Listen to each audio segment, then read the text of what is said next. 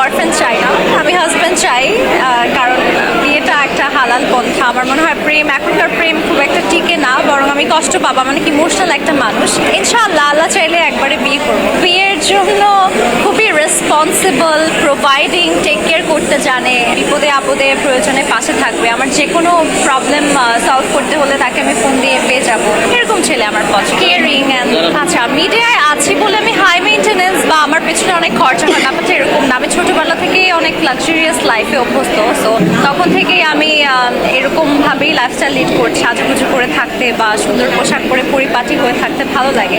তো এটা আসলে আমার নিজের মধ্যে, এটার জন্য আমার বয়ফ্রেন্ড লাগবে বা আমার মিডিয়া লাগবে, ব্যাপারটা এরকম না। আমি নিজের ইনকামেও নিজেকে মেনটেন করতে পারি বা পারিবারিক ব্যাকআপ তো আছে। সুন্দরী হলেই তার অনেক বয়ফ্রেন্ড থাকবে বা এরকম কিছু না। আসলে বেশি সুন্দরী দেখেই মেবি লোকজন ভয় পায় আমাকে অ্যাপ্রোচ করতে, ভাবে যে আচ্ছা অনেক হাই মেনটেন্যান্স হবে, করতে পারবো নাকি, পড়তে পারবো নাকি, মেনটেন করতে পারবো নাকি, এই জন্য হয়তো অ্যাপ্রোচ করেন। আমার ঢাকায় থাকতে ভালো লাগে না। আমি বেশি দিন যদি ঢাকায় থাকি আমার দম বন্ধ লাগে, সো আমার একটু বাইরে ঘুরতে পছন্দ। বাইরে আমি ঘুরি ফিরি, শপিং করি, ওইটা আমার এসকেপের মতো।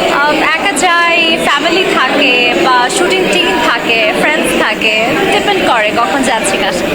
আমার তো বয়ফ্রেন্ডই নেই, আমি কার সাথে যাবো? আমি একা একা ঘুরি। যে লাস্ট ট্রিপে গেলাম থাইল্যান্ডে, তখনও একা গিয়েছি, একা এসেছি। মাঝখানে আমার আত্মীয়রা ছিলেন, ওনারা অন্য দেশ থেকে এসেছেন, আমার সাথে দেখা হয়েছে, বাট যাওয়াটা হয়েছে একাই।